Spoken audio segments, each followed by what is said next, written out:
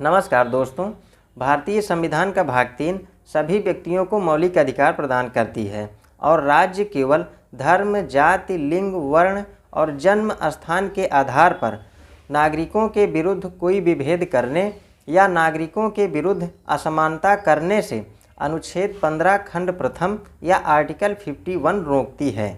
अनुच्छेद 15 खंड प्रथम में सिर्फ 2 तथ्यों को ध्यान में रखने योग्य है, जिसमें से एक शब्द है केवल और दूसरा शब्द है विभेद। विभेद केवल धर्म, जाति, लिंग, वर्ण और जन्म स्थान के आधार पर रोकती है।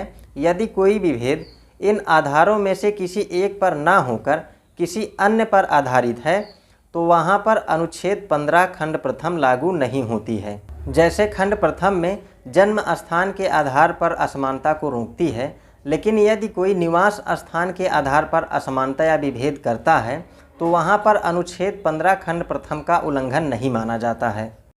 डीपी जोशी बनाम मध्य प्रदेश AIR 1955 और वसुंधरा बनाम मद्रास राज्य AIR 1971 का मामला है, जिसमें सुप्रीम कोर्ट ने कहा था कि अनुच्छेद 15 खंड प्रथम केवल जन्म स्थान के आधार पर विभेद को रोकती है, निवास स्थान के आधार पर किए गए विभेद को नहीं।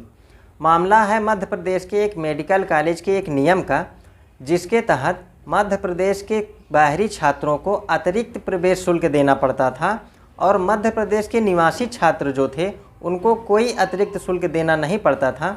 वादी ने इस नियम की वैधता को चुनौती दी और न्यायालय ने मेडिकल कॉलेज के नियम को वैध बताते हुए कहा कि विभेद जन्म स्थान के आधार पर नहीं है, निवास स्थान के आधार पर है, जो उचित है।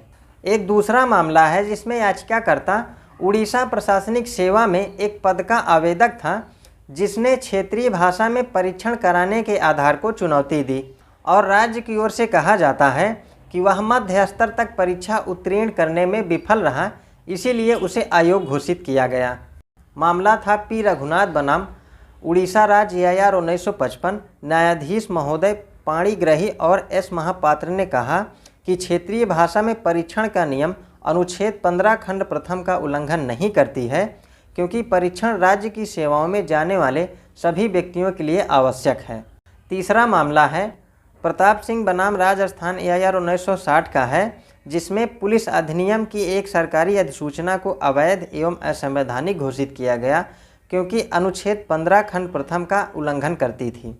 मामला है राजस्थान सरकार का, जिसने पुलिस अधिनियम 1861 के तहत एक अधिसूचना जारी करके कुछ क्षेत्र को अशांत घोषित कर दिया। क्षेत्र में शांति व्यवस्था बनाए रखने के लिए अतिरिक्त पुलिस बल की तैनाती की गई।